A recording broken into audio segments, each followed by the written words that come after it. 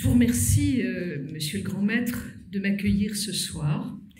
Lorsque l'invitation m'a été faite de participer à cette rencontre, je l'ai acceptée sans hésitation. Sans hésitation, et j'ai choisi de vous parler de la justice. Un choix bien naturel, me direz-vous, puisque je suis garde des Sceaux, ministre de la Justice. C'est vrai. Mais ce n'est pas la seule raison. La question de la justice ne concerne en effet pas seulement l'institution judiciaire. Il y a évidemment une justice juridique, il y a aussi une justice éthique, celle du respect de la dignité humaine. Il y a une justice démocratique qui se nomme État de droit, une justice sociale qui s'attache à l'égalité, mais aussi à l'équité. Car comme l'affirmait déjà Condorcet, on ne saurait concevoir de liberté et d'égalité réelle sans justice. Toutes ces dimensions de la justice sont liées et je souscris sans réserve à cette affirmation du philosophe John Rawls, suivant laquelle la justice, je le cite, est la première vertu des institutions sociales. Qu'est-ce à dire, sinon que la justice institutionnelle doit être à la fois fermement ancrée dans l'État et en même temps résolument ouverte sur la société. Qu'est-ce à dire, sinon que la justice est une question qui nous concerne tous, moi en tant que garde des Sceaux, mais vous aussi et moi aussi en tant que citoyens et citoyennes. Voilà pourquoi j'ai choisi ce soir d'aborder avec vous cette question de la justice. Mais si vous me le permettez, il y a encore une autre raison plus personnelle qui m'a conduit à choisir ce thème. Si c'est de justice que j'ai souhaité vous parler, c'est aussi parce que précisément la justice et le droit sont au cœur à la fois de toute ma vie professionnelle et de mes engagements. La professeure de droit que je suis s'est toujours intéressée au rôle que joue la justice comme vecteur du socle social. Le souci de l'égalité dans l'accès au savoir, d'une justice même dans l'éducation, a été l'un des axes majeurs de mon action en tant que rectrice d'académie, mais aussi d'élue régionale lorsque j'ai eu la chance d'être vice-présidente de la région Midi-Pyrénées chargée de l'enseignement supérieur, de la recherche et de l'éducation. Et comme membre du Conseil constitutionnel, c'est encore la justice qui, naturellement, s'est trouvée au cœur de la conception même que je me faisais de ma fonction. Si donc je me permets d'évoquer devant vous ces quelques éléments, c'est parce que j'ai tiré de ces différents engagements, de ces actions, un certain nombre de convictions auxquelles je tiens fermement et qui me guident dans mes fonctions actuelles et qui sont d'ailleurs au cœur du projet de réforme pour la justice que je porte au nom de la chancellerie. La première de ces convictions, c'est que la justice est un ciment essentiel de notre société. C'est par elle, c'est à travers elle que les hommes ne se contentent pas de coexister dans des conditions qui pourraient être plus ou moins favorables, mais c'est par la justice qu'ils font véritablement société. Depuis les menus faits du quotidien jusqu'aux plus hautes sphères de l'État, qu'il s'agisse des relations interpersonnelles, qu'il s'agisse de l'ordre familial ou de questions privées, qu'il s'agisse de relations commerciales, qu'il s'agisse de relations entre l'administration et les citoyens, aucun domaine ne reste étranger à la justice. Le besoin de justice est partout et il concerne chacun d'entre nous. Cette première conviction détermine l'un des axes forts de la loi de programmation et de réforme de la justice que je porte et qui a été votée, adoptée en seconde lecture à l'Assemblée nationale il y a quelques jours. Rassurez-vous, je ne vais pas ici entrer dans l'exposé de chacune des mesures techniques que comporte cette loi. Mais je voudrais néanmoins vous indiquer à la lueur des conceptions que je me suis forgées, je voudrais vous indiquer l'esprit dans lequel ce texte de réforme a été conçu et les principes qui l'animent. La justice, vous disais-je, est le socle essentiel de la vie en société. Que signifie cette première idée? Elle signifie d'abord, je crois, que la justice doit être accessible à tous. Cela signifie que chacun d'entre nous, quelle que soit sa situation sociale, quel que soit son parcours de vie ou son lieu de résidence, doit pouvoir disposer, lorsqu'il en ressent le besoin, d'une justice qui soit à la fois proche, mais qui soit aussi accueillante. C'est dans cet esprit que nous avons fait le choix de fusionner des tribunaux d'instance et les tribunaux de grande instance afin de créer un guichet unique de justice, le tribunal judiciaire, auquel tout citoyen pourra à tout moment s'adresser.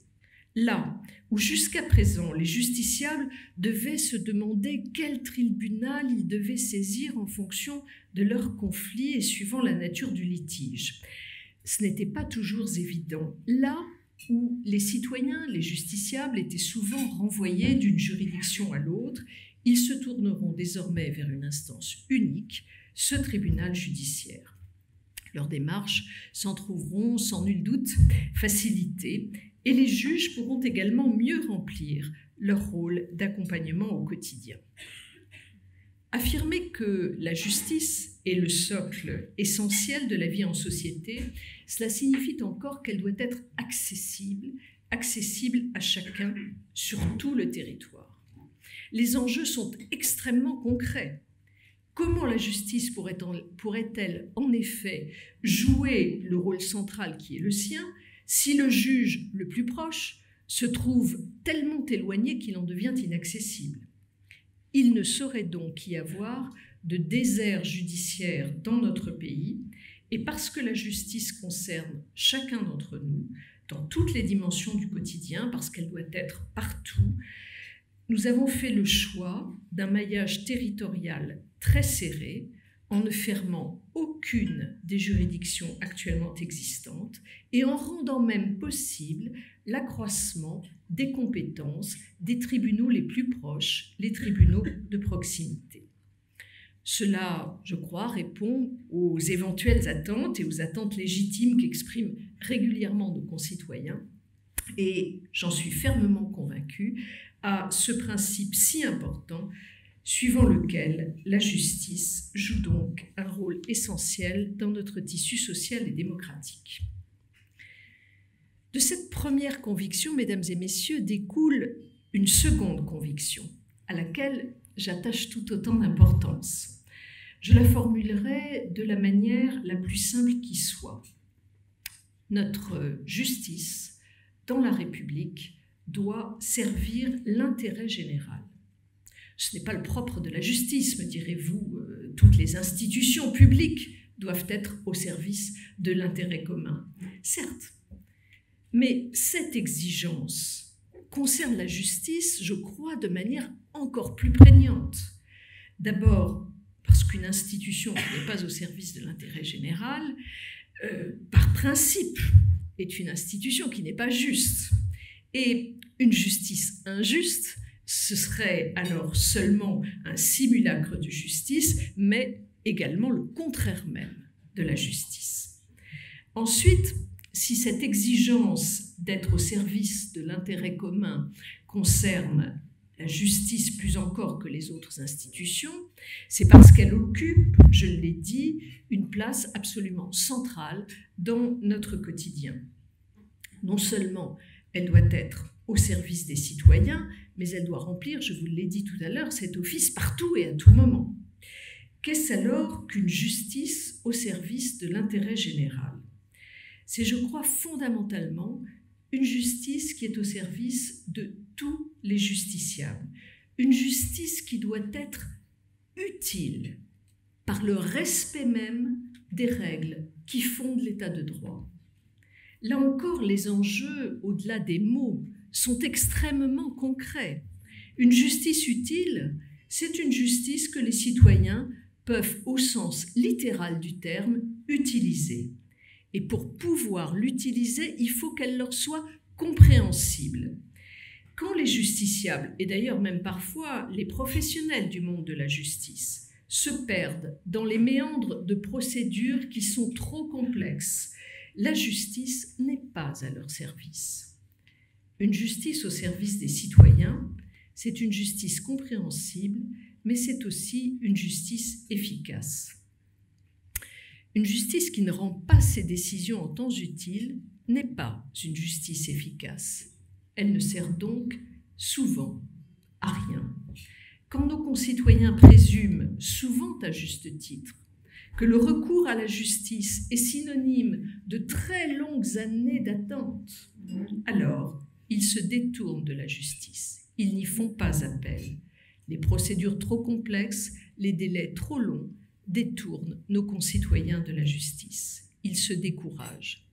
Une justice efficace, c'est donc une justice qui peut offrir la garantie d'être rendue dans des délais raisonnables, avec des juges et des personnels en nombre suffisant, dotés d'équipements aux normes de notre temps, dans des locaux décents et une justice qui s'exerce selon des procédures lisibles. C'est pourquoi j'ai tenu à mettre en place d'importantes mesures de simplification des procédures, aussi bien civiles que pénales. Des mesures qui, par exemple, prévoient un mode unifié de saisine en matière civile, qui fluidifie et qui accélère les procédures de divorce contentieux, qui simplifie sur le plan pénal la phase d'enquête ainsi que la procédure d'instruction. Ce gain d'efficacité passe aussi par le renforcement de la médiation, afin de trouver, lorsque c'est possible, des modes de règlement amiables avant de se lancer dans des procédures contentieuses. Voilà quelques exemples de mesures de simplification animées par la conviction qu'il est absolument indispensable que la justice soit lisible, utile, efficace, rapide, si nous voulons qu'elle soit réellement au service de chacun, mais aussi de l'intérêt général.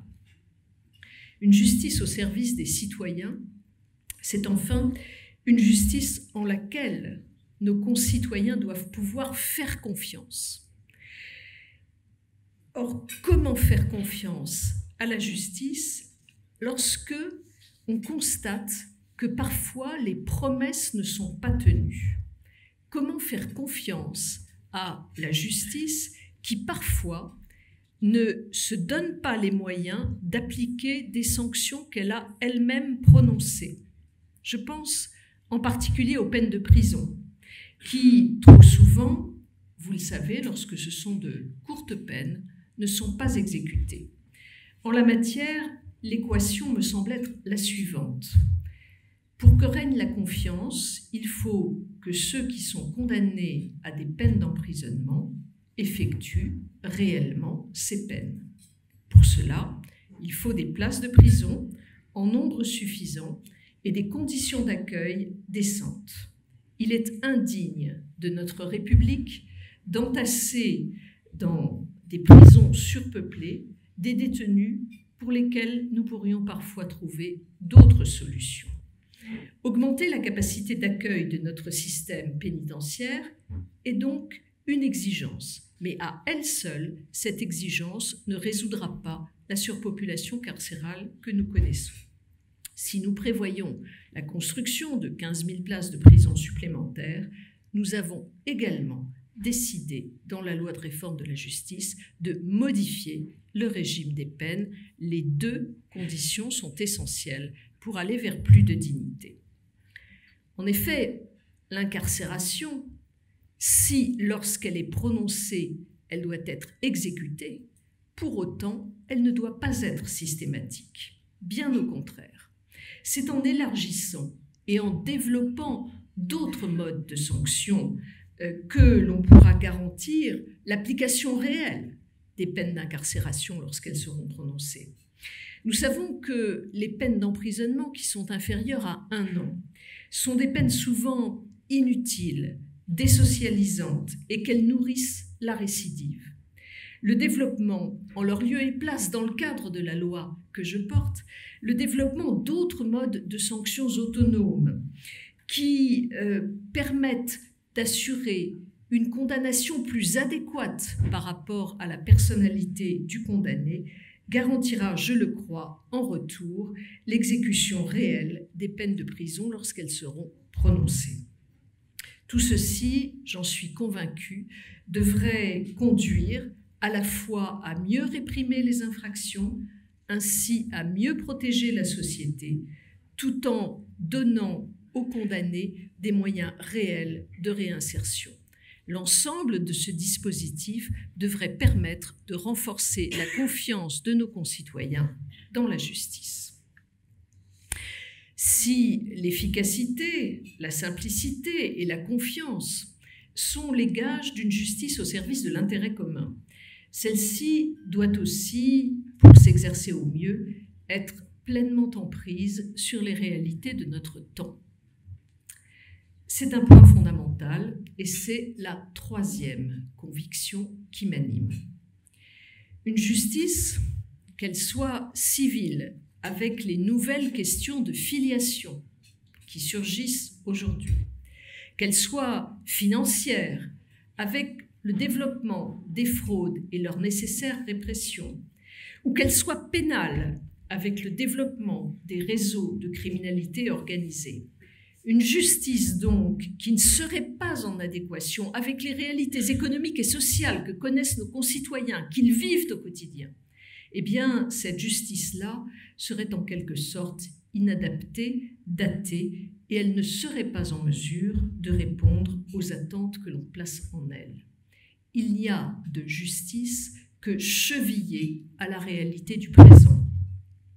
La justice a vocation, je le crois, à épouser, à accompagner et parfois même d'ailleurs à devancer les évolutions de la société. On ne peut pas aujourd'hui rendre la justice comme on la rendait du temps de Saint-Louis ou même comme on la rendait il y a seulement 2 décennies. Les mœurs évoluent, la société change, le monde bouge et la justice avec. Comment pourrait-il en être autrement, puisque je vous le disais tout à l'heure, elle doit être en prise avec les réalités de la société. La justice donc n'est jamais figée et c'est heureux. Cela ne veut pas dire qu'elles doivent se transformer sans cesse. Nos concitoyens ne peuvent pas s'appuyer sur une justice qui serait en perpétuelle instabilité. Mais elle porte en elle, cette justice, une vraie dynamique d'évolution, et au fond et dans la forme. Elle doit donc toujours maintenir un équilibre fragile entre à la fois la nécessité d'assurer une forme de continuité régulée, mais aussi la certitude qu'elle doit évoluer dans ses procédures et dans sa jurisprudence pour se mettre au diapason des transformations du monde et de la société. De certaines de ces transformations, elle peut et elle doit d'ailleurs tirer parti afin de se renforcer et de rendre aux citoyens le meilleur service qui soit. Ainsi, en est-il aujourd'hui, et je prends cet exemple un peu topique, de la révolution numérique, qui met à la disposition de la justice des moyens nouveaux, dont il serait à la fois impensable et incompréhensible qu'elle se prive. L'outil numérique est une ressource formidable. La justice, comme les autres services publics d'ailleurs, doit s'en saisir et elle doit le faire encore davantage. C'est indispensable à la fois pour améliorer les conditions de travail des personnels judiciaires et des magistrats, et c'est aussi pour les justiciables une occasion unique de simplifier l'accès à la justice, de réduire les distances géographiques, d'introduire de la transparence sur l'avancée de leurs procédures et de rendre également des décisions plus rapidement. La transformation numérique est donc actuellement au cœur du processus d'évolution de la justice. Sans elle, sans cette transformation numérique, il n'y aura pas de transformation de la justice au bénéfice des justiciables. En la matière, mon ambition est donc de faire de mon ministère un acteur central dans le développement de l'administration numérique et d'employer les moyens nécessaires pour offrir aux usagers un véritable service public numérique de la justice. Ces évolutions du monde et de la société nous confrontent aussi à des réalités nouvelles, parfois tragiques, auxquelles nous devons faire face et auxquelles nous devons apporter des réponses pertinentes. Ces dernières années, notre pays a été frappé, et vous le savez, par des attaques terroristes d'une fréquence, d'une violence et d'une ampleur sans précédent. Une justice réellement ancrée dans le présent, dans la contemporanéité, une justice qui s'exerce pleinement, ne peut pas faire fi de cette réalité et elle doit lui faire une place spécifique. La décision que j'ai donc adoptée que j'ai proposé au Parlement d'adopter, de créer un parquet national antiterroriste pour mieux assurer la sécurité de nos concitoyens, ainsi d'ailleurs qu'une juridiction spécialement dédiée à l'indemnisation des victimes d'attentats terroristes pour mieux les prendre en charge, vient répondre à cet impératif nouveau auquel nous devons faire face. Enfin, une justice en prise avec les évolutions du monde contemporain, c'est une justice qui ne se contente pas de les accompagner et d'en tirer parti. C'est déjà beaucoup, mais ce n'est pas suffisant. Notre justice doit aussi être tournée vers l'avenir. La justice n'est en effet pas seulement le ciment de la société que j'évoquais tout à l'heure, elle est une valeur partagée et elle est ce qui nous rassemble autour d'aspirations communes. La justice n'est pas seulement un socle, elle est aussi un horizon.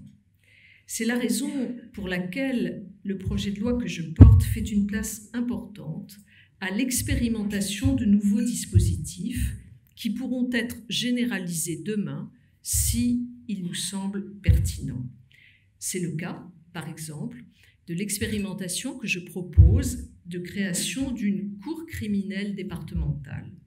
Cette cour, qui préserve le rôle de la cour d'assises, essentiellement dans sa fonction d'appel, permettra, je le crois, de mieux établir la vérité judiciaire, c'est-à-dire de permettre que des crimes soient vraiment jugés en tant que crimes et ne soient pas transformés simplement en délits.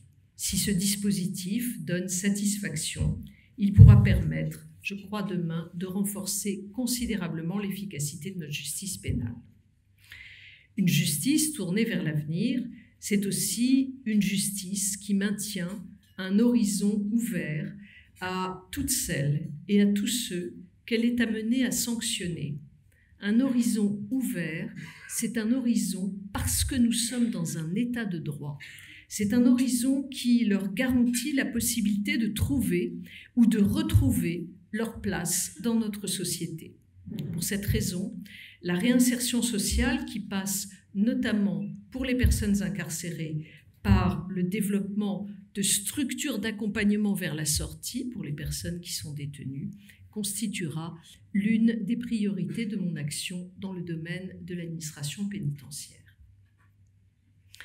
Que la justice soit au fondement de la société, qu'elle constitue le socle de la République, qu'elle doive servir l'intérêt commun, qu'elle soit au diapason d'un monde en constante évolution, pleinement en prise avec les réalités du présent et porteuse d'un horizon, toutes ces convictions auxquelles je suis profondément attachée et que j'ai voulu partager avec vous ce soir, resteraient absolument lettre morte sans une dernière conviction, la plus importante peut-être, celle en tout cas qui traverse et qui sous-tend toutes les autres, il n'y a de justice qu'humaine.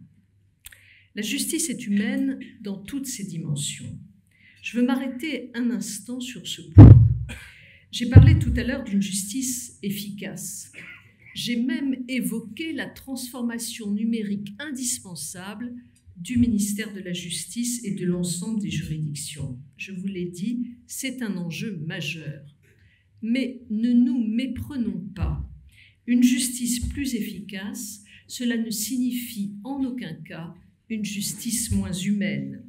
Une justice plus efficace, ce n'est pas une justice plus impersonnelle, plus automatisée, une justice à l'emporte-pièce. Bien au contraire. L'efficacité de la justice passe précisément par sa dimension humaine. Elle repose sur la capacité que les hommes et les femmes qui font vivre cette justice peuvent fluidifier les procédures pour permettre que les logiques administratives ne fassent pas obstacle à ce qu'elle est et à ce qu'elle doit demeurer, une affaire humaine. Il en va de même pour les outils numériques. Si effectivement un document électronique peut avantageusement remplacer un volumineux dossier papier, si un formulaire en ligne peut éviter de fastidieuses procédures de transmission, jamais un algorithme ne pourra assurer l'indispensable accueil physique des justiciables dans les tribunaux. Jamais un algorithme ne pourra prendre la place d'un médiateur qui écoute les parties en présence, d'un avocat qui défend une victime, d'un juge qui rend une décision. Jamais. C'est même tout le contraire. Si nous devons faire le pari de la transformation numérique, c'est pour la mettre au service d'une justice qui sera toujours demandée et rendue par et pour des êtres humains.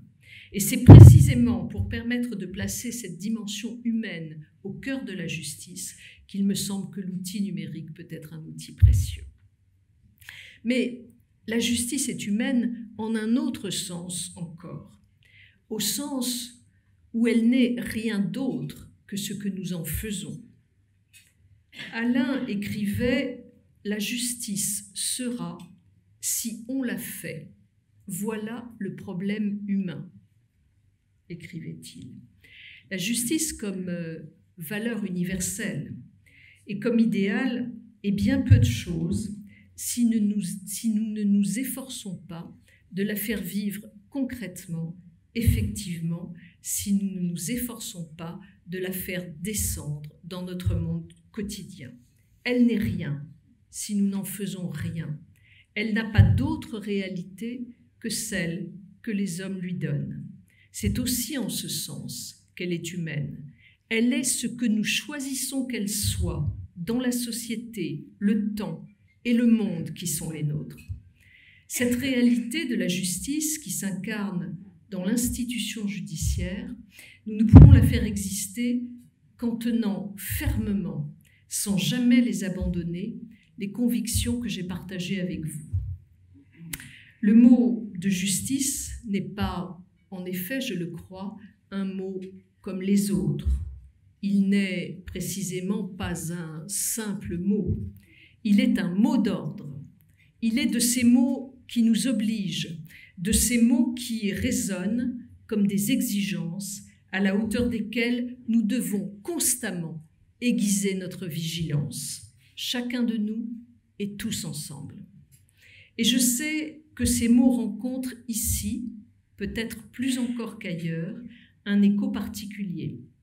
Ici, je veux dire en ces lieux, je veux dire auprès de vous, qui faites de la justice un devoir et pour qui les mots de justice, d'exigence et surtout d'humanité prennent tout leur sens.